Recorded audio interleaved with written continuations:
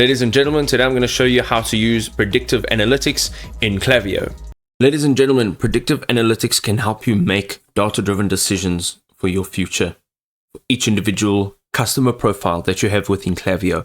On the left-hand side, go and look for the people icon, go look down for profiles, and here you will see a bunch of profiles, right?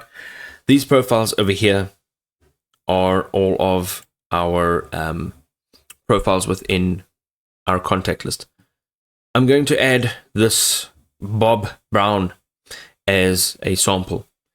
Now, this will only work if your customer, your profile has made purchases.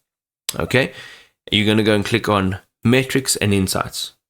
You'll now be able to see all of the metrics, how long they've been active on your site, how many emails they've received, how many SMSs they've received, all the metrics, clicked, failed to deliver.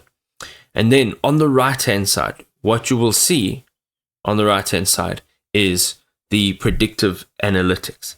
And basically, this will show you how much money a customer or this profile specifically has spent and how much they are likely to spend in the future, when they are going to spend it, and how to actually reach out to them so they can make that spend.